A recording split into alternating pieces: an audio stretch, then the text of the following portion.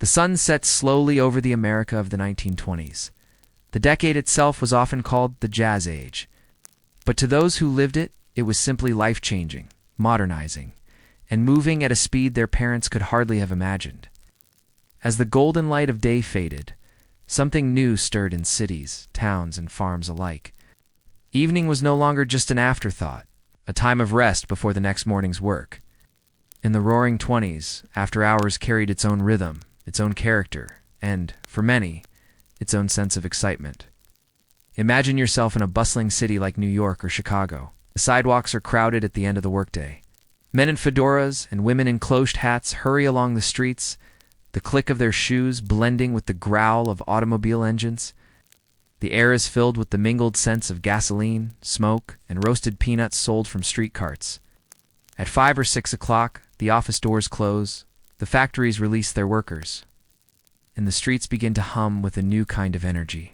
The daylight belongs to work, but the night increasingly belongs to leisure. The glow of electric lights spreads across the skyline. Neon signs, still a relatively new marvel, blaze in bright reds, greens, and yellows, advertising everything from theaters and restaurants to cigars and beauty parlors. For those walking home or stepping out for the night, these lights promised more than just illumination. They hinted at a sense of modernity, of progress, of being alive in an age of possibilities. The city after sunset was no longer shadowed and silent. It was alive. But it wasn't only in cities that evenings began to change. In smaller towns, the rhythm of after hours was gentler, but still different from years past. On front porches across America, families gathered in rocking chairs to escape the lingering heat of the day. Children played tag in the yard, their laughter carrying into the evening air. Farmers, after long days in the fields, sat with a cup of coffee or maybe a glass of lemonade, listening to the quiet chorus of crickets and frogs.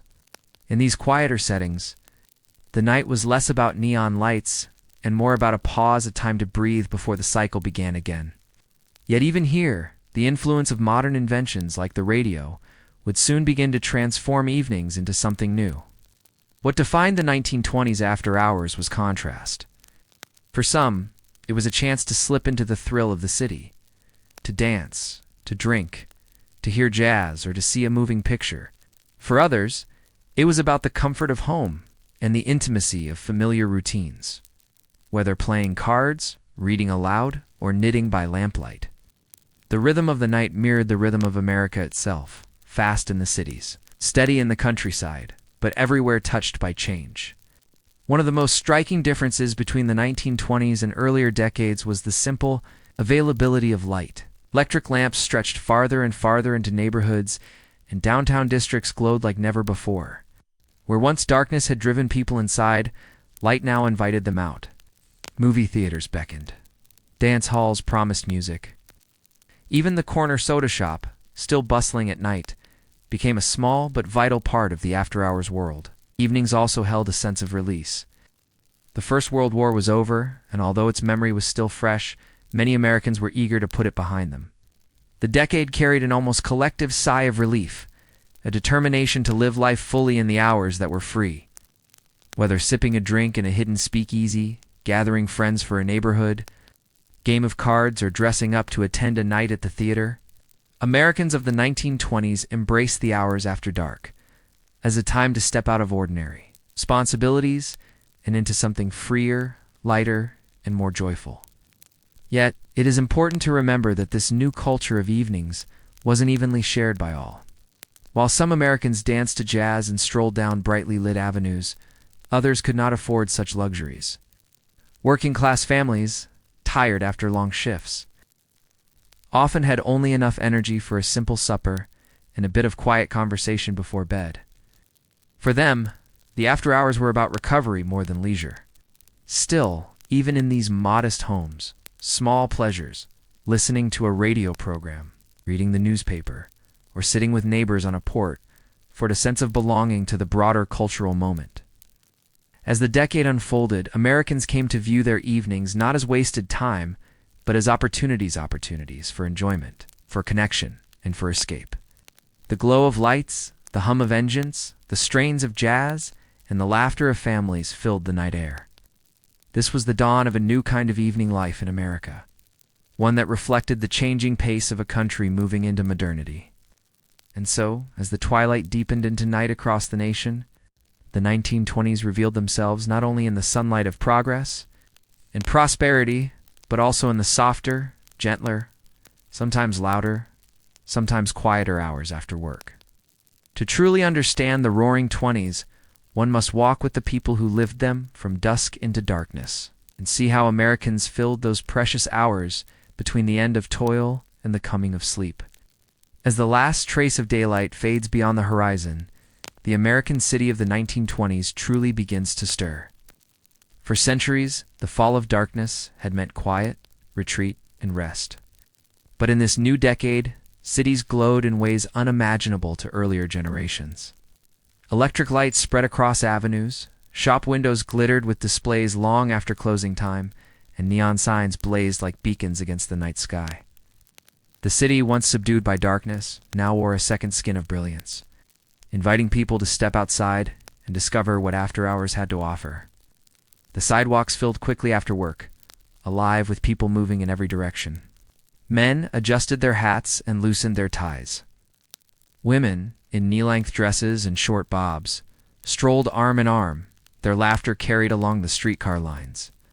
Street vendors lingered well past sunset, their carts steaming with roasted chestnuts, hot pretzels, and peanuts wrapped in paper cones.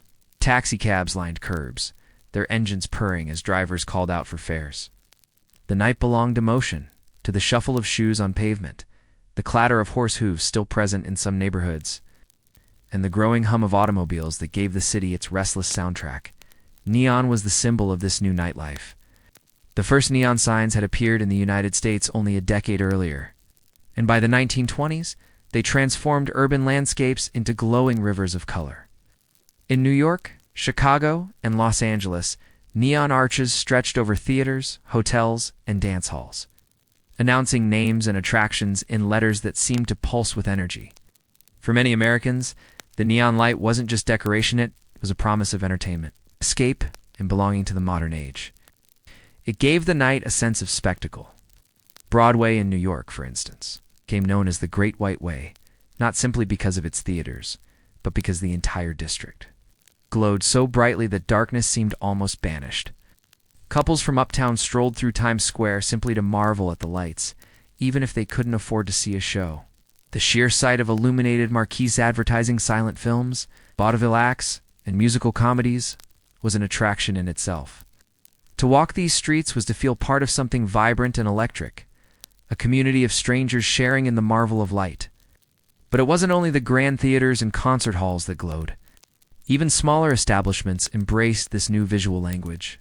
A neighborhood cafe might hang a neon sign shaped like a steaming cup, while a tailor's shop placed glowing scissors in its window.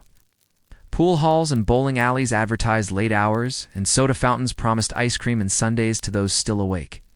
The glow of these signs created not only brightness, but a sense of possibility that at night, the city was still alive, with things to do, people to see, and experiences to be had. Yet alongside the spectacle, there was a certain intimacy to the nighttime streets. Lovers found quiet corners under street lamps. Friends gathered outside storefronts, chatting and smoking as they planned where to spend the rest of their evening. Newsboys, still working late, hawked the latest papers with headlines about politics, Prohibition raids, or the latest scandal in Hollywood. Policemen walked their beats under the glow of electric lamps, their presence a reminder that the city's freedoms came with rules. Rules often bent, and sometimes broken, after hours. What made the 1920s streets unique was the mix of people they brought together. In daylight, life was divided by class, occupation, and neighborhood. At night, though, the city blurred those lines. Clerks, waitresses, students, and businessmen rubbed shoulders as they made their way down the same sidewalks, drawn toward the same lights. For a moment, everyone shared the same stage, their individual roles less important than the collective hum of a city alive with movement. Still, the city streets held contrasts. To some, they were thrilling, full of promise and adventure. To others, they could be overwhelming, noisy, or even dangerous. Pickpockets moved through crowds. Gangsters used the cover of nightlife to conduct business. The glitter of neon sometimes disguised the shadows that lurked nearby. Yet for most ordinary Americans, the city streets after hours represented something exciting, a chance to step into a world that felt freer, more glamorous, and more modern than the daily grind of work and responsibility. Even those who couldn't afford tickets to theaters or fancy suppers could participate in this spectacle. They could walk, watch, and listen. The glow itself became a form of entertainment, one that cost nothing but offered a sense of inclusion in the energy of the times. To stroll down a brightly lit avenue was to feel part of the Jazz Age spirit, even if only as an observer. By the mid-1920s, this culture of the glowing streets extended to smaller cities as well. Places like Kansas City, Detroit, and Cleveland embraced neon and nightlife, creating their own miniature Broadway districts. Families visiting from the countryside marveled at the colors and crowds, often returning home with stories of the dazzling lights they had seen. For a nation still tied to rural roots, the urban night represented the future, a glowing, buzzing, ever-awake version of America. And so the glow of the city streets was more than just light. It was a symbol of change, of the modern, and of America's restless desire for movement and novelty. Under its brightness, millions of people found themselves drawn into an evening world that was thrilling, unpredictable, and uniquely their own. The city no longer slept at night. It dreamed in neon, in laughter, in jazz, and in the endless footsteps of those who wandered its sidewalks. Beneath the glow of the neon signs and the crowded sidewalks of the 1920s city lay another world. One not openly advertised, but whispered about, hinted at, and carefully hidden. It was the world of the speakeasy, those secret drinking establishments that became the very symbol of nightlife during Prohibition. For Americans after hours, the speakeasy was both a thrill and a rebellion. A place where the ordinary rules of the day gave way to the secrecy of the night.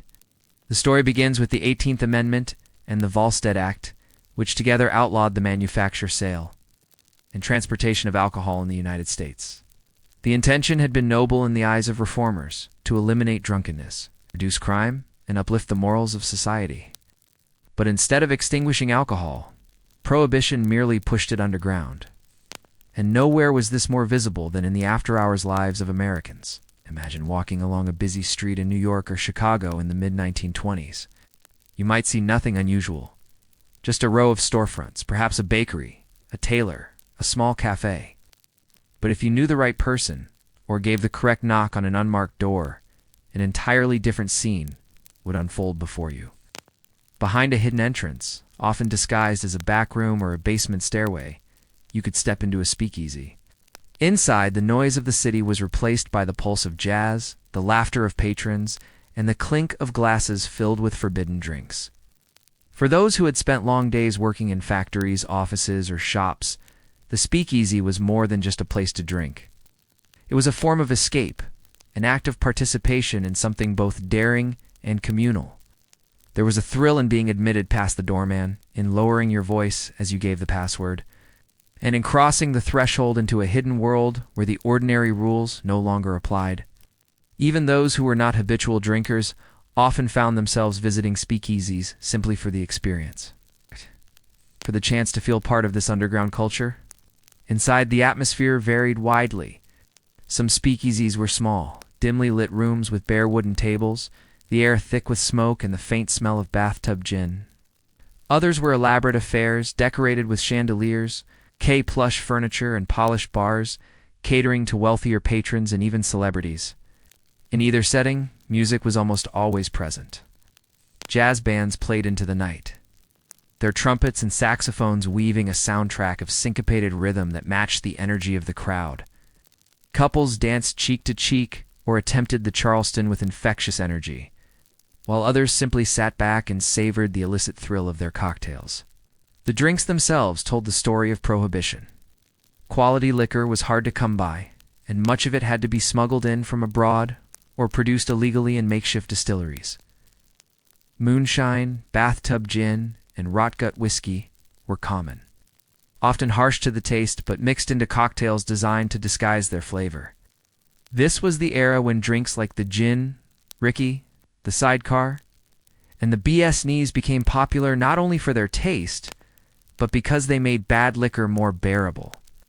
For many Americans, the act of sipping one of these concoctions in a crowded speakeasy was more than refreshment. It was a gesture of defiance, a way of claiming the night as their own. The speakeasy also brought together people who might not otherwise have crossed paths. Young women, often called flappers, in their short skirts and bobbed hair, mingled freely with men in suits. Jazz musicians, many of them African American, found steady work in these hidden venues, spreading their music to audiences who might never have heard it otherwise. Businessmen, laborers, students, and even politicians sometimes found themselves shoulder to shoulder in the haze of cigarette smoke and music, bound together by a common willingness to bend the law for the sake of enjoyment. Of course, the speakeasy world carried risks. Police raids were a constant threat, and many establishments operated with the quiet cooperation of bribed officials who looked the other way. When a raid did occur, it was chaotic.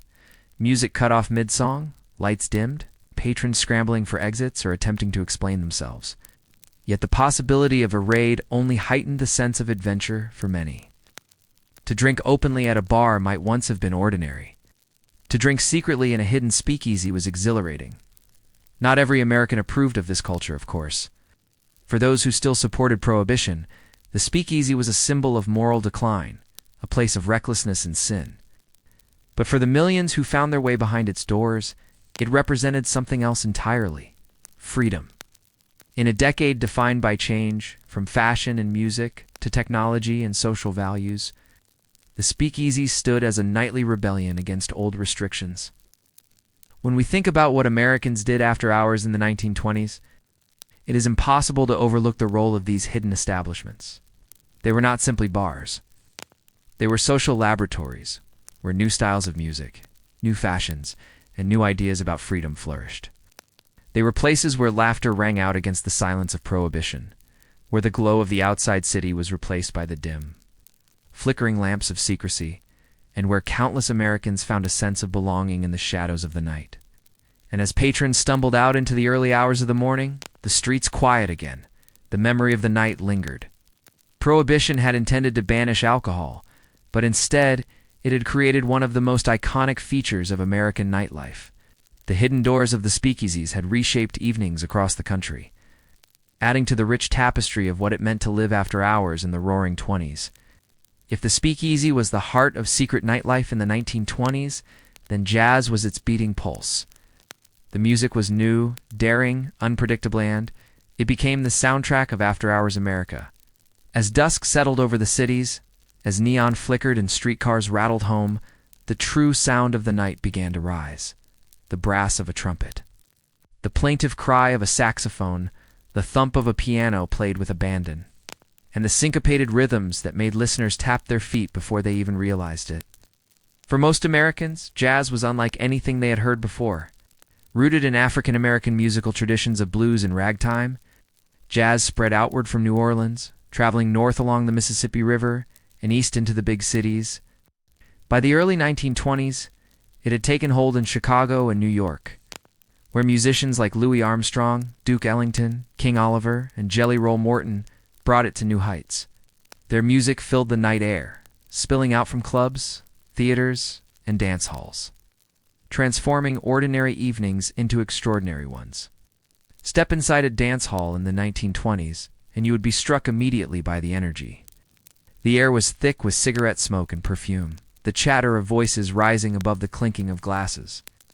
On the stage, a band of 6 or 7 musicians leaned into their instruments, each taking turns improvising, spinning melodies that seemed to break the rules of older, stiffer music. The beat was irresistible. Couples rushed to the dance floor, their movements fast, loose, and joyful. The Charleston, the Black Bottom, and the Shimmy were more than dances. They were expressions of a new cultural freedom. For many young Americans, the night was not complete until they had danced to the sound of jazz. The clubs varied greatly in size and style. Some were modest small rooms with wooden floors, bare walls, and a single piano accompanied by a trumpet or clarinet. Others were grand affairs, like the Cotton Club in Harlem, where tuxedoed waiters served cocktails under chandeliers while top musicians played 2 packed houses. These larger venues were often segregated, with white patrons enjoying music performed by black artists. A painful irony in a nation still deeply divided by race. Yet the music itself crossed boundaries, shaping the culture of all who heard it. For musicians, the nightlife of the 1920s was both opportunity and challenge. Jazz was not yet fully respected by the older generation, who often saw it as noisy, even immoral. But for the players themselves, it was art and livelihood. They worked long nights, often until dawn, moving from club to club, perfecting their sound. The improvisational nature of jazz meant no two nights were the same. A trumpet solo one evening might soar with energy, while the next night it sank into something bluesy and mournful. Patrons who returned again and again knew they would never hear the same performance twice. The rise of jazz also reflected the spirit of the decade itself. The 1920s were about breaking boundaries, social, cultural, and personal. Women cut their hair short and shortened their skirts. Prohibition drove people into hidden establishments where they defied the law. Automobiles gave young couples freedom to roam. Jazz mirrored this rebellion. It was unpredictable, syncopated, full of surprising turns. To dance to it was to let go of control, to embrace spontaneity. Not everyone approved. Ministers preached sermons against the devil's music. Critics claimed jazz encouraged reckless behavior, late nights, and moral decline. But for the millions who flocked to the dance halls, jazz was liberation. It was the sound of modern America, restless, vibrant, and alive after dark. Even for those who didn't dance, jazz shaped their evenings. Radio stations began broadcasting live performances from ballrooms and clubs, allowing families at home to hear the same music being played in Harlem or Chicago. For the first time, Americans in small towns could tune in and share the same rhythms that pulsed through big city nights. A teenager in Kansas or Ohio might close their eyes and imagine the glow of the city streets as the strains of a trumpet reached them across the airwaves. Jazz was not confined to the cities. Traveling bands brought the music to towns and even rural communities, performing in barns, town halls, and makeshift stages. The night came alive wherever the music was played, its rhythms mingling with the sound of laughter and applause. Whether in a grand ballroom, a smoky club, or a humble gathering place, jazz gave Americans a reason to stay awake, to gather, to move together to a beat that felt utterly new. Perhaps what made jazz so central to the after-hours life of the 1920s was its sense of immediacy. Unlike a symphony, carefully rehearsed and played according to written notes, jazz lived in the moment. Each performance was an act of creation, a dialogue between musicians and their audience. The night was not just a backdrop, but an active part of the experience. Darkness, light, smoke, movement, and sound wove together into something unforgettable. For those who lived through it, the sound of jazz in the night became more than music. It was memory. It was freedom. It was the soundtrack of evenings that stretched past midnight, of friendships made over cocktails, of romances sparked on crowded dance floors, of laughter echoing into the streets as dawn approached. As Americans closed their doors at the end of a long day, as neon glowed and speakeasies thrived, it was the jazz band that set the pace of the night. The syncopated rhythm, playful and defiant, reminded everyone that the roaring 20s were not only about work and progress, but about the joy of living after hours, about the music that carried people through the night until the first light of morning returned. As the city night deepened and the hum of traffic mixed with the distant strains of jazz, another kind of evening ritual beckoned Americans in the 1920s. This was the lure of the movies. The promise of losing oneself in a world of projected light and shadow. The cinema had existed before the Roaring '20s, of course, but in this decade, it became something more than a novelty. It became an institution of leisure, a place where millions of Americans spent their after hours, sometimes night after night. For the cost of a modest ticket, they could step into a grand palace of dreams, sink into velvet seats, and let flickering stories unfold before their eyes. The movie palaces themselves were a spectacle. Many of them were designed to resemble European opera houses or ornate cathedrals. With gilded ceilings, chandeliers, and elaborate plasterwork, walking into such a theater was itself an experience of escape, especially for working-class Americans who rarely saw such opulence in their daily lives. The contrast was striking. After hours in a crowded factory or behind the counter of a small shop, an ordinary man or woman could pass beneath. Towering arches walk through carpeted lobbies and feel for a brief while as though they belonged to another world entirely. Inside, the air carried the mingling scents of popcorn, tobacco smoke, and perfume. Ushers in pressed uniforms guided people to their seats, often with a small flashlight in hand. The chatter of the crowd, the rustle of programs, and the occasional cough filled the room before the lights dimmed. And when they did, the outside world disappeared. On the giant screen, silent stars like Rudolph, Valentino, Mary Pickford, and Clara Bow came to life. Their exaggerated expressions, their movements, and their carefully staged romances spoke volumes without a single word being heard. Title cards provided dialogue, but often the emotions were so strong, so exaggerated for the silent screen, that no explanation was truly necessary. Accompanying the films was music. Every theater had an organist, or a small orchestra, tasked with creating a soundscape that made the stories feel alive. A chase scene might be matched with a frantic melody. A tender kiss might float on the notes of a soft waltz. The music guided emotions, stirring laughter, fear, or tears. For many Americans, this was the first time they encountered live music so regularly, and it gave the experience of cinema a powerful immediacy. Evenings at the movies became a social habit. Families went together, couples found dates there, and groups of friends made it a routine gathering. For young Americans, especially teenagers and young adults, movie theaters provided a safe, exciting place to spend time after hours. It was not only the films themselves, but the sense of being part of a crowd, of sharing an emotional journey with hundreds of strangers that made the experience unforgettable. Hollywood loomed large in this culture. Magazines, posters, and advertisements brought the glamour of the movie stars into everyday life. People imitated hairstyles, fashions, and mannerisms they saw on screen. Movie stars became idols, shaping not only leisure, but also identity. After work, many Americans dreamed of entering these cinematic worlds, even if only for a few hours. And when the lights came up at the end, there was a hush, a brief hesitation before returning to reality. The spell broke, the chatter resumed, and the audience filed back into the night. Yet, for many, the glow of the screen lingered long after they stepped out into the darkened streets.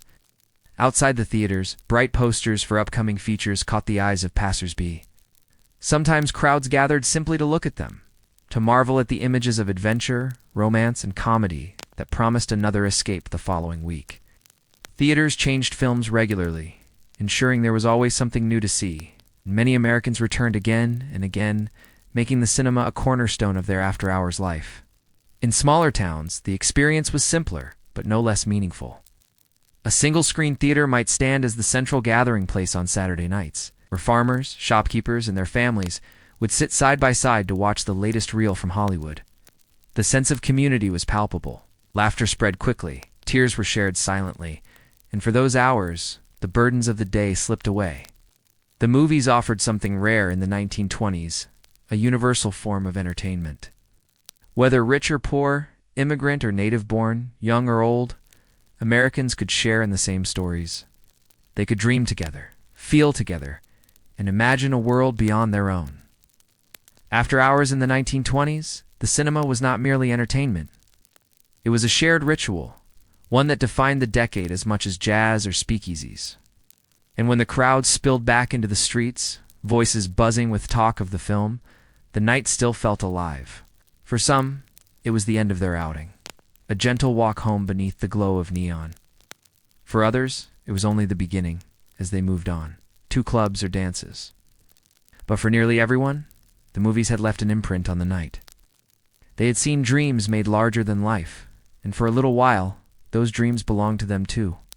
As the evening deepens and the last light of day disappears from the skyline, Americans in the 1920s had another option for how to spend their precious leisure hours: vaudeville. Before radio completely conquered the living room, and before talking pictures stole the limelight, the variety stage was where countless people went to be entertained. Vaudeville was noisy, eclectic, and unashamedly mixed in, to offering a little something for everyone.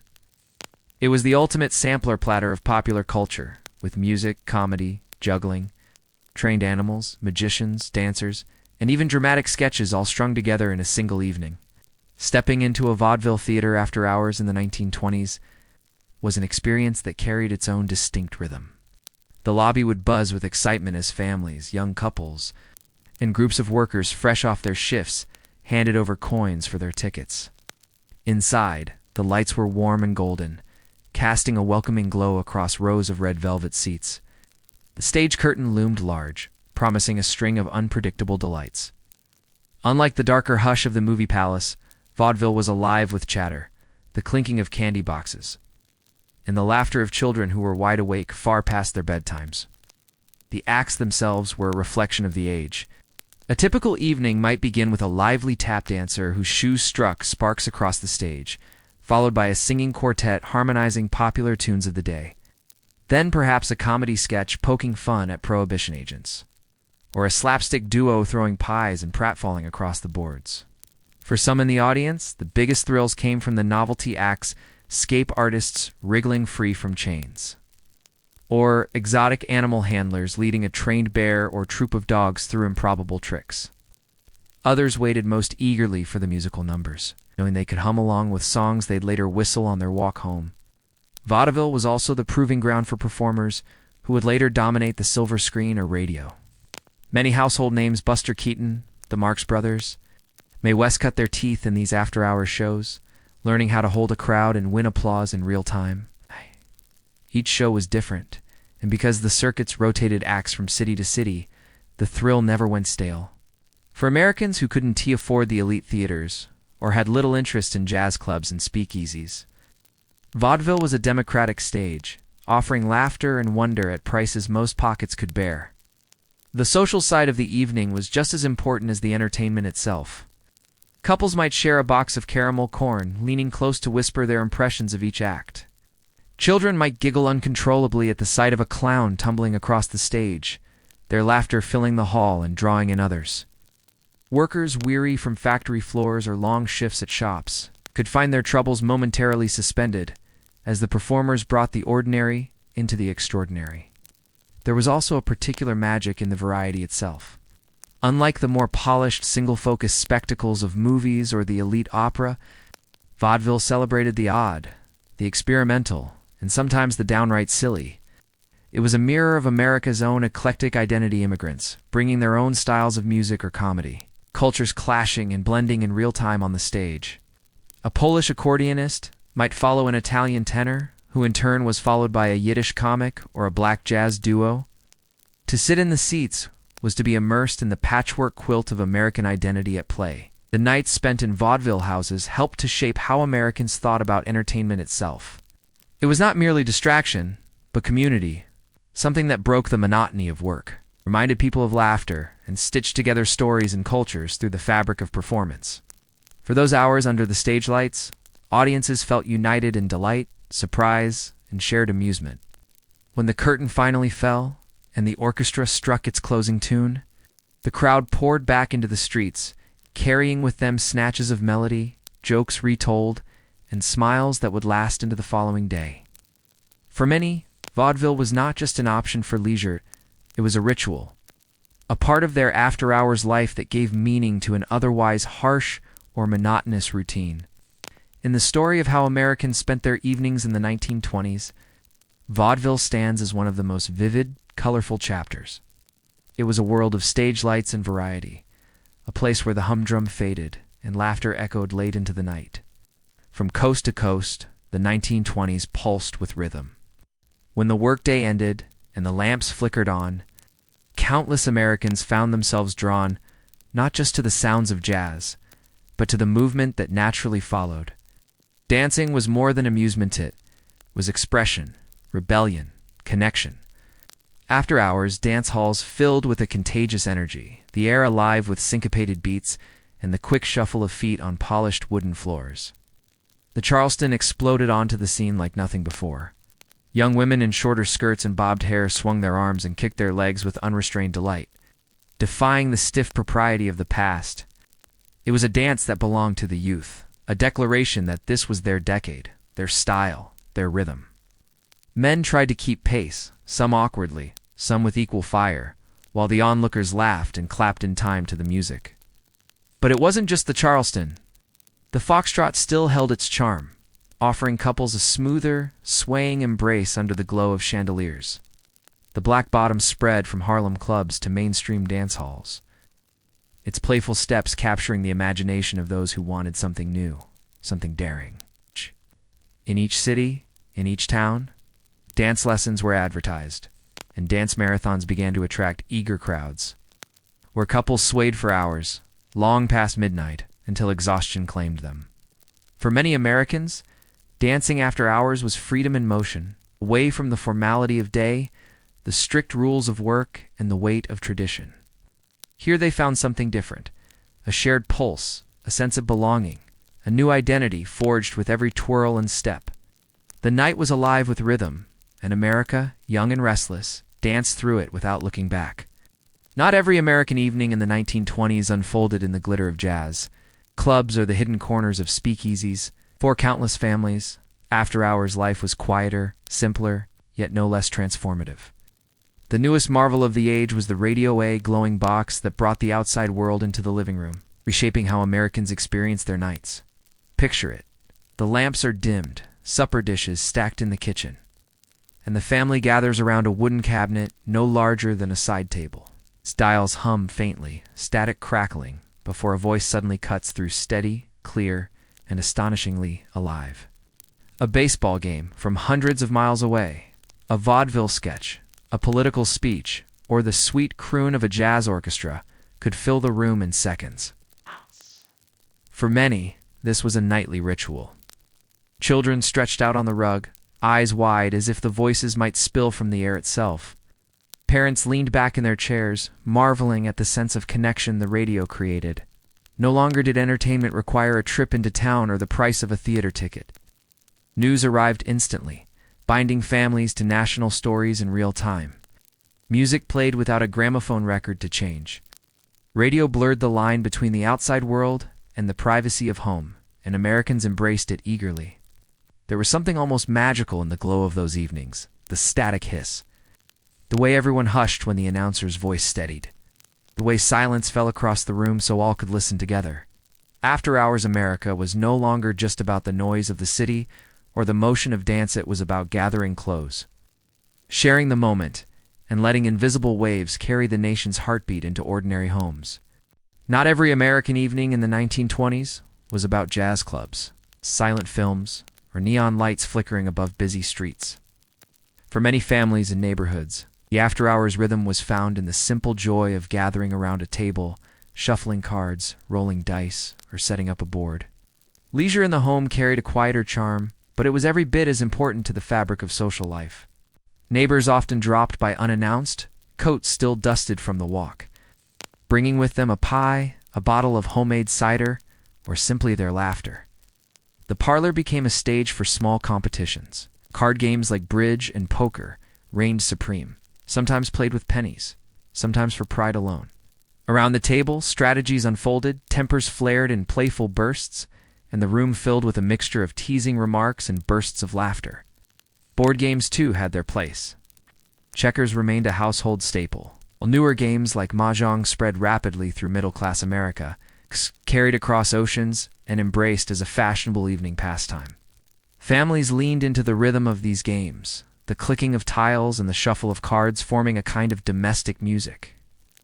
Children played marbles or pickup sticks on the floor nearby, while adults lingered deep into the night over their games, losing track of time. There was a social glue in these moments. The hum of conversation often stretched beyond the games themselves. Neighbors discussed politics, work, and family news in a way that was far more intimate than the fleeting exchanges on the street. The night stretched easily when the company was good, and the games provided just enough structure to keep laughter and talk flowing. For those who didn't frequent the city's theaters or speakeasies, evenings at home with cards and boards were no less meaningful. They represented a different kind of nightlife, less glamorous, perhaps, but deeply woven into the everyday American experience of the 1920s. Not every corner of 1920s America was illuminated by neon or echoed with jazz. Beyond the big cities, evenings in small towns and rural communities followed a gentler rhythm, where leisure was often about togetherness, familiar faces, and the slow drift of time. Summer nights might find families gathered on wide porches, rocking chairs creaking in time with quiet conversation.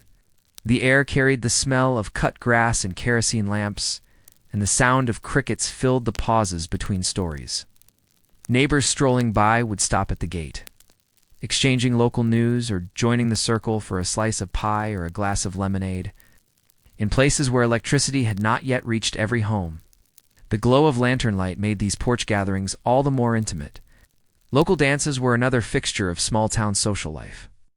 Barns and community halls came alive when a fiddler struck up a tune, or a piano was wheeled into the corner. Couples swirled through square dances or waltzes, their shoes sliding across wooden floors polished by years of gatherings. These nights were not about the latest urban crazes, but about tradition, continuity, and the joy of movement shared by all generations at once. Church socials, ice cream suppers, and town picnics often stretched late into the evening, serving as both entertainment and community glue. In towns where entertainment options were limited, these small rituals became lifelines, offering companionship, romance, and a sense of belonging.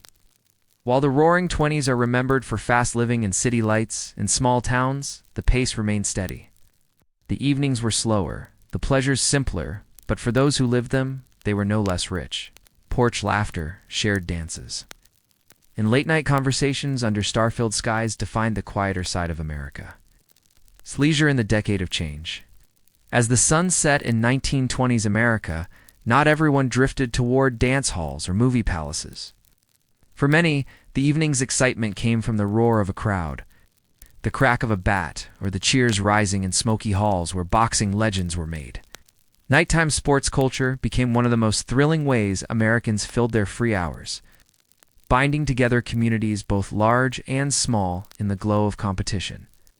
Baseball, already called the national pastime, began to stretch beyond its daylight hours. The introduction of powerful electric lights in ballparks was still experimental in the 1920s, but the idea of night games captured the imagination. Communities gathered as twilight gave way to glowing fields, and games under the lights became a spectacle, opening the pastime to workers who could not attend daytime matches, even when professional night baseball was rare. Local leagues and small-town teams often played into the evening, the field illuminated by makeshift lights, headlights from cars, or even bonfires. For fans, the combination of warm night air and the tension of a close game made the experience unforgettable. If baseball was about community, boxing was about spectacle. Prize fights in the 1920s were cultural events, often fought in arenas packed with thousands or broadcast by radio to countless more. Legendary fighters like Jack Dempsey became household names, and bouts scheduled in the evening meant working men and women could follow the drama after supper. In smoky venues, spectators leaned forward in folding chairs, the sharp sound of gloves connecting with flesh echoing through the hall. Gambling added to the intensity, with money riding on each swing of the match. Other sports also found a place in America's evening rhythm. Roller skating rinks stayed open late, drawing in young people eager to glide beneath colored lights. Amateur basketball games filled school gyms with cheers that lingered long after dark. Even simple contests, horseshoes, bowling, or neighborhood ball games turned ordinary nights into community gatherings. Sports after hours gave Americans something beyond just entertainment. They created shared moments of triumph, defeat, and release from the pressures of daily life. Whether in the roar of a championship fight or the friendly banter of a local baseball match, nighttime sports culture captured the energy of the Roaring Twenties, competitive, lively, and just a little bit noisy. The 1920s were a decade of change, and nowhere was that more visible than in the ways young Americans began to claim the night as their own. After the First World War, a restless energy filled the younger generation. They had seen their brothers, cousins, and neighbors sent overseas. They had watched the world change quickly and dramatically, and when peace returned, they weren't content to simply fall back into the strict routines and social expectations of their parents. The night, with its freedom from work, chores, and constant watchful eyes, became their canvas. For young women especially, evenings offered something revolutionary. The rise of the flapper wasn't just about short skirts, bobbed hair, or strings of pearls. It was about a lifestyle that unfolded after dark. Young women went unchaperoned into dance halls, jazz clubs, and city streets. They smoked cigarettes, drank cocktails despite prohibition, and laughed loudly in public places, behaviors that their mothers would have considered scandalous. Nighttime gave them room to experiment with identity, to flirt, to dance, to belong to a world that was looser and less bound by traditional roles. Young men, too, pushed into new territory. The automobile was one of the most powerful tools of youth freedom. Cars turned evenings into private adventures. Instead of sitting on the family porch or lingering under the watchful eyes of neighbors, young couples could drive out into the countryside, park on back roads, and enjoy an independence their parents could scarcely imagine. For groups of friends, cars meant road trips to roadhouses, speakeasies, or amusement parks that stayed open well after dark. The headlights of a Model T cutting through the night symbolized something new, the mobility of youth. Untied from curfews and strict parental control, college towns became hotbeds of youthful evening culture. Fraternity parties, jazz dances, and football celebrations carried well into the night. Students who might have once spent evenings in study halls instead spilled into dance clubs or crowded movie theaters. The rhythms of the night, fast music, laughter, and clinking glasses spoke to a generation eager to taste life more fully than their parents had dared. Even in small towns where the nightlife was quieter, youth pushed boundaries. Barn dances, local jazz bands, and nighttime picnics along rivers or lakes created their own sense of independence. Young people gathered without constant adult supervision, carving out social spaces where romance and rebellion could flourish. Of course, these changes worried older generations. Newspapers scolded about wild youth, ministers warned of moral decline, and parents fretted about their children racing through the night in cars or staying out too late at dances. But the genie could not be put back in the bottle. The 1920s belonged in many ways to the young, and the nights became the stage where they acted out their new freedoms. The decades enduring imagia, young woman laughing in a short dress, cigarette in hand, dancing to a jazz band in a smoky club, captures exactly this. Youth had claimed the night not just as a time for rest, but as a time for living, experimenting, and enjoying the pleasures of independence. It was their rebellion, but also their triumph. When the sun went down in the 1920s, hunger and appetite didn't disappear. In fact, for many Americans, the night was when food became most memorable. Eating after hours carried a special kind of indulgence, whether it was a stolen sandwich in a quiet kitchen, a hot dog grabbed from a street vendor after a dance, or a lavish supper in a glittering hotel ballroom. For the working class, especially in big cities, late-night food was often simple but satisfying.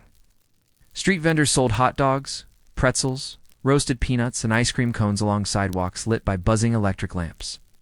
These foods were cheap, portable, and available to anyone passing by after a show or a shift at work. In neighborhoods filled with immigrants, the nighttime streets smelled of roasted chestnuts, fried dough, tamales, or pickled herring, each culture adding its own flavor to the after-dark economy.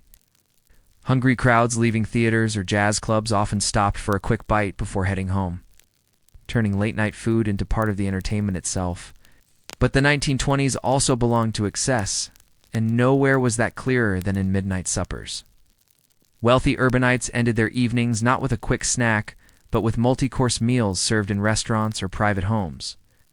Imagine sitting in a richly decorated dining room at 1 o'clock in the morning, sipping champagne while waiters brought oysters, cold roast beef, and elaborate desserts. These suppers weren't just about food, they were about status, about showing that one could afford to stretch the night endlessly, living as though morning might never come. Speakeasies contributed to the culture of midnight eating as well. Hidden behind unmarked doors or down dim staircases, these secret clubs offered cocktails and snacks late into the night. Finger foods like deviled eggs, small sandwiches, and pickles were common, designed to pair with bootleg liquor and to keep patrons drinking longer. The mix of music, dim lighting, and forbidden alcohol made even the simplest foods taste like luxury. In small towns and rural communities, Late-night food was less glamorous, but no less meaningful. Families gathered in kitchens after barn dances or church socials to share leftovers, cakes, or homemade pies. Young couples out driving might stop for ice cream or sodas at all-night diners that had begun to spring up near highways. The spread of the automobile and electric refrigeration made it easier than ever to eat outside of proper meal hours, and people eagerly embraced the chance. The nighttime also carried its quieter food rituals. Workers coming off night shifts brewed strong coffee and ate breakfasts in the middle of the night. Families in crowded apartments might gather quietly around a small table to share bread and cheese before bed. And young people sneaking in late often tiptoed into kitchens for slices of pie, leftover stew, or a glass of milk. These moments were humble, but intimate, the shared comfort of eating when the world was mostly asleep. What makes late-night eating in the 1920s so fascinating is how it blurred lines. It was both glamorous and ordinary, both public and private. Midnight suppers with champagne existed alongside peanut vendors on street corners. Street carts lit by gas lamps stood only a few blocks from hotels hosting elegant banquets. No matter one's class. Food after dark became a way of extending the night, of refusing to let the day end too soon. To eat at midnight was to join the spirit of the decade itself, restless, indulgent, and unwilling to follow the old rules. Whether it was a pretzel grabbed on the way home or a 5-course meal at a private club, the act of eating in the quiet hours after dark carried a special kind of magic. It made the night not just a time for leisure, but a time for living. When we think of the Roaring '20s, our minds often rush to glamorous jazz clubs, sparkling flapper dresses, and the rush of champagne behind the hidden doors of a speakeasy. But the truth is, for most Americans, especially the working class, evenings looked very different. After hours were not always filled with glitter and neon, but with a quieter rhythm, one of fatigue, modest pleasures, and the search for a little peace after long days of labor.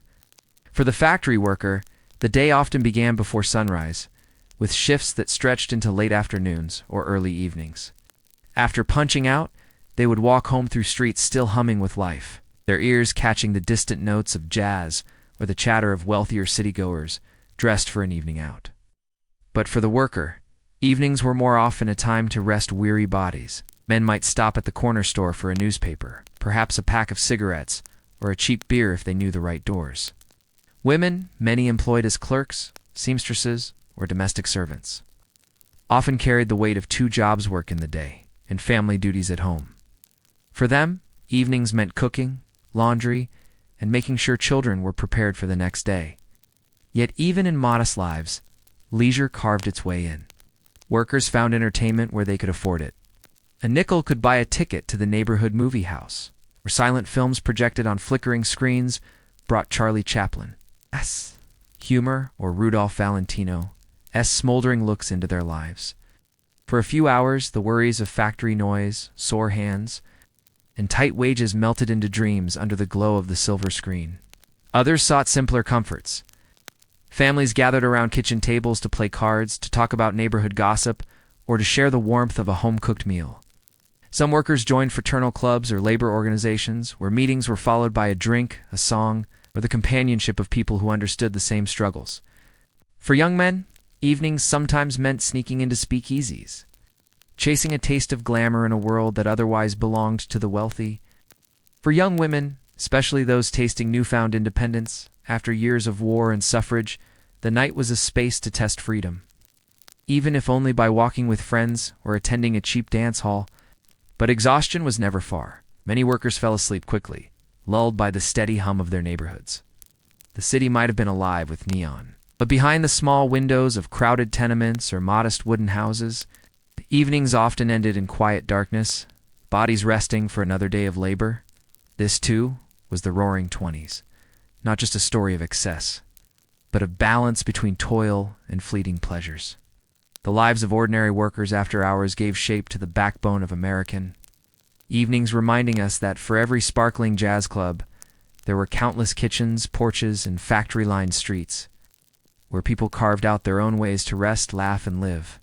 If the evenings of working-class Americans in the 1920s were defined by modest pleasures and quiet routines, the nights of the wealthy elite painted an entirely different picture, one of glitter, extravagance, and a seemingly endless appetite for spectacle. The contrast between the two worlds could not have been sharper. On one side of town, factory workers returned home to cramped apartments and reheated suppers. On the other, chauffeured cars pulled up to the grand entrances of luxury hotels and sprawling mansions, where music spilled into the night and champagne glasses glittered under crystal chandeliers. The elite of the jazz age reveled in their evenings as though time itself had bent in their favor. Exclusive parties filled the calendars of wealthy industrialists, socialites, and the rising stars of Hollywood. Grand hotels like New York's Plaza or Chicago's Palmer House became temples of evening. Indulgence! Their lobbies alive with soft jazz, fresh flowers, and the steady flow of perfumed guests dressed in satin gowns, tuxedos, and polished shoes. Invitations to private were coveted treasures, passed along only to those deemed worthy by the intricate web of social hierarchy. Inside these gatherings, the night seemed suspended in magic. Live orchestras played beneath glittering ships. Couples twirled across polished floors, and laughter echoed against gilded walls. Guests dined on multi-course meals of fine delicacies, roast duck, and elaborate desserts paired with wines that ordinary Americans had never even heard of. Prohibition might have outlawed alcohol for the masses, but for the wealthy, there was no shortage of champagne.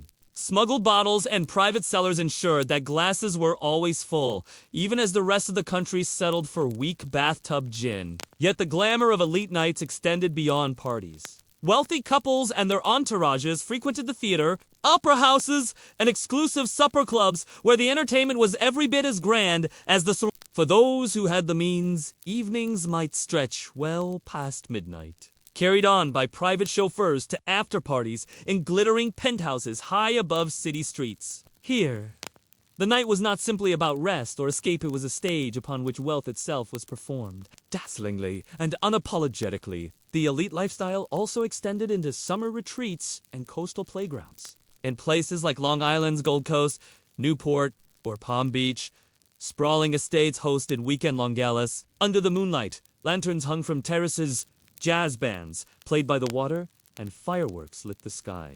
Guests drifted from one indulgence to the next, savoring the sense that the night belonged to them entirely. And yet, while the elite basked in their shimmering evenings, just beyond the walls of these hotels and mansions lived the workers who made such glamour possible. The bellboys, maids, waiters, and chauffeurs often left their own families behind for long shifts that stretched deep into the night. They poured drinks they could not afford, polished shoes they would never wear, and carried trays heavy with food they would never taste. The stark contrast was impossible to ignore. The same hour that saw an heiress dancing beneath crystal chandeliers might also find a factory worker asleep in a small tenement, dreaming of a better life. The nights of the elite were, in many ways, the most visible expression of the decade's extremes. They embodied the opulence of the jazz age while also underscoring the distance between those who could afford endless celebration and those who could not. For the wealthy, night was a playground to canvas for extravagance and glamour. For the rest of America, it was something quieter, humbler, and far less gilded. It is in this contrast, shimmering and shadowed, that the true story of the 1920s evening comes alive. The glamour of the elite may have stolen the headlines, but it was only one side of a much larger and more complex night. Not every evening in the 1920s was filled with music, neon, and laughter spilling from dance halls or speakeasies. For many Americans, after-hours life was quieter, slower, and more private. While the Roaring Twenties is remembered for its indulgence and extravagance, much of the population still found comfort in the simple rituals of solitude. Picture a small apartment in the city, or a farmhouse on the edge of town. The day's work done, lamps lit, and the hum of nightlife replaced by the hush of quiet evenings. Reading was one of the most popular solitary pastimes. Books and magazines had become increasingly affordable thanks to mass printing and rising literacy rates. Families subscribed to weekly journals or devoured serialized stories in the Saturday Evening Post. Some lingered over poetry, while others read practical manuals or religious texts. In rural homes, where electricity was scarce, kerosene lamps or candles cast soft, flickering light onto the pages. The atmosphere was calm, a striking contrast to the noise of the outside world. Letter writing was another cornerstone of evening life. Long before phones became common in every household, letters connected families across cities, states, and even oceans. After supper, many people sat at their desks with pen and paper, carefully choosing words for loved ones far away. In a way, letter writing was both practical and intimate. It preserved relationships, carried news, and gave people a sense of connection when distance made visits impossible. For young couples, love letters written in the stillness of night often carried emotions too shy to be spoken aloud. Others spent evenings journaling, recording daily thoughts, hopes, or frustrations. In these quiet practices, we catch glimpses of ordinary lives, many of which survive in old diaries tucked away in attics today. Solitary writing, like solitary reading, reflected a need for self-reflection in an era of rapid change. Boarding house residents or workers living in cramped city tenements often found their quiet escape simply by sitting alone, listening to the faint hum of the city beyond their windows. Sometimes it meant mending clothes by hand, tending to small tasks, or enjoying a cup of tea before bed. These moments were not dramatic or dazzling, yet they reveal how evenings provided space for both rest and reflection. For some, faith shaped their solitary hours. Bible reading, private prayers, or meditations offered a sense of peace and grounding in a turbulent age. For others, hobbies like sketching, knitting, or carving would fill the evenings, creative outlets that gave shape to time and comfort in repetition. Even in the heart of bustling cities, there were countless individuals who, after work, chose not to join the crowds in dance halls or speakeasies. Instead, they curled up with a favorite book, wrote a letter to a friend, or simply sat in the glow of lamplight, enjoying the rare gift of stillness. These quiet escapes remind us that the Roaring Twenties was not only about noise, lights, and jazz. It was also about the timeless human need to find rest, solitude, and peace at the close of day. For much of the 1920s, the railroads were the arteries of America. Cars might have been reshaping local travel, but when it came to long distances, the train still reigned supreme. To step aboard a night train was to enter a moving world of soft lights, hushed voices, and rhythmic motion, the perfect backdrop for both adventure and rest. Pullman cars had become the standard of comfort for overnight travel. Passengers found berths neatly folded down into narrow beds, with crisp sheets and heavy wool blankets. Porters, often African-American men employed by the Pullman Company, worked tirelessly to keep the cars in order, tending to passengers' needs throughout the night. Their polite efficiency was legendary, though it came at the cost of exhausting hours and limited recognition. The soundscape of the night train was one of its greatest charms. The steady click of wheels on rails, the occasional whistle slicing through the darkness, and the gentle sway of the carriage as the countryside passed unseen outside. For many, there was something romantic about traveling at night. Couples heading west to start new lives, businessmen catching connections between cities, families returning from visits, all shared the experience of moving while the rest of the country slept. Small towns would blur into shadows as the train thundered past, their lamps glowing faintly against the wide, dark fields. Inside, passengers read quietly, whispered to one another, or simply gazed into the darkened window, seeing only their own reflection framed against a backdrop of stars. Night trains weren't only for the wealthy or leisurely traveler.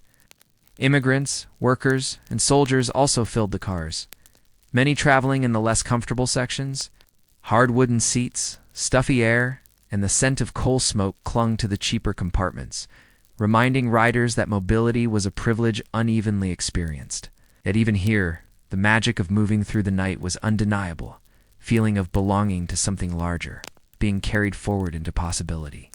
Dining cars added their own character to the journey. Though costly, they offered hot meals served on linen with polished silver.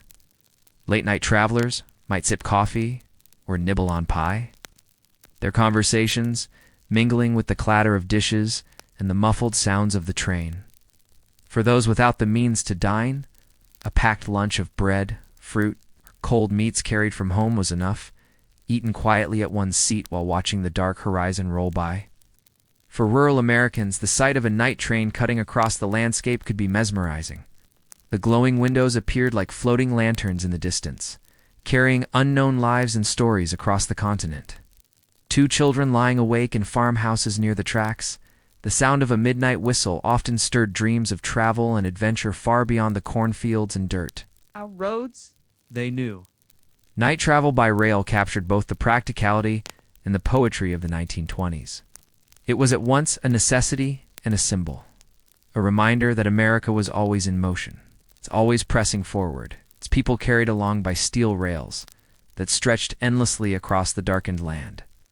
The nights of 1920s America shimmered with jazz, marquees and neon lights, but just beneath that glow lay another world, one that thrived in shadows and silence.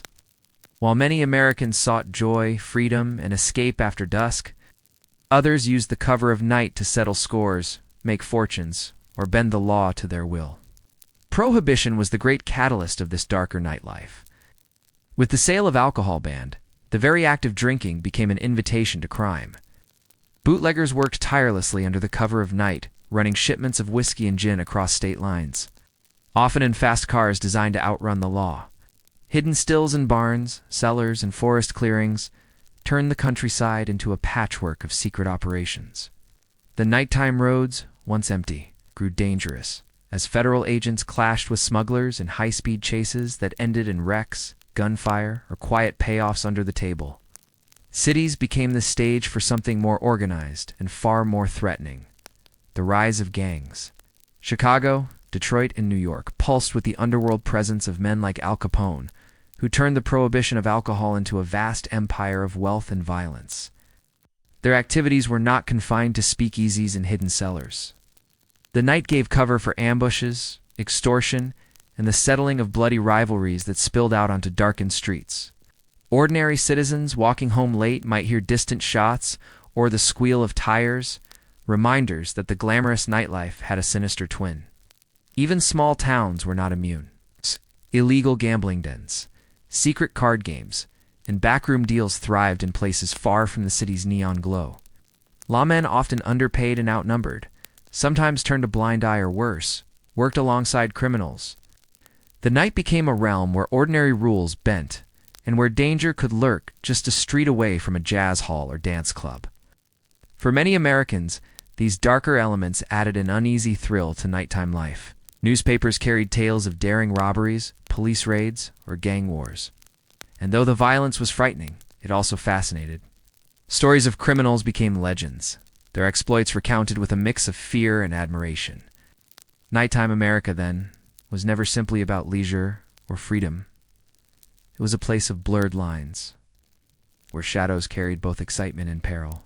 The 1920s night revealed its dual nature, one of bright lights and laughter, and another where whispered deals and sudden violence reminded all that the cover of darkness could be both liberating and dangerous. If Saturday nights in the 1920s were about laughter, music, and escape, Sunday evenings carried a different tone entirely. Across America, the end of the week brought with it a sense of quiet and reflection, shaped as much by tradition as by faith. While some young people still found ways to sneak into dance halls or cinemas, for many families, Sunday evening meant to pause, a gentle return to order after the week's rush and the weekend's excitement. Church was at the heart of this rhythm. In towns and cities alike, Sunday evenings often ended with a second church service, or perhaps a vesper gathering at dusk. The glow of stained glass softened in the fading daylight, and choirs sang hymns that lingered in the air long after the congregation had gone home. Families dressed in their best, children sitting a little straighter than usual, and pastors spoke of morality, duty, and rest. For those who did not attend church, the evening still often carried a spirit of stillness, as shops closed early and main streets grew hushed. At home, Sunday suppers were usually simpler than the midday feast that had been the centerpiece of the day. Leftovers, bread and butter, or a pot of soup stretched the afternoon's abundance into the night. Families gathered around the dinner table, sometimes joined by visiting relatives, and conversations slowed to match the calm of the hour. Afterward, many households read together, scripture, newspapers, or novels by the soft glow of lamplight.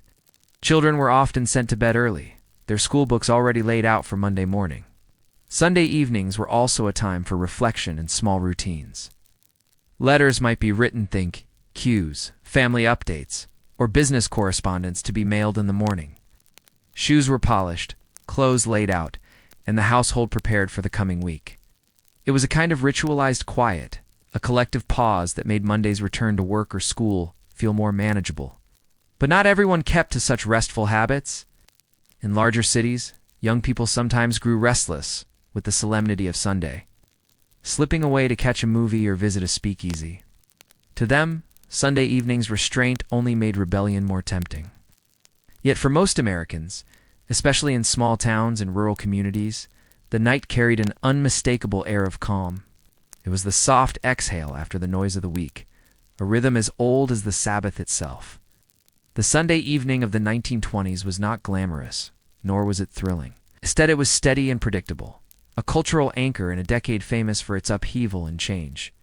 In its quiet routines, prayers, suppers, reading, and early rest, it revealed the part of America that still clung to tradition.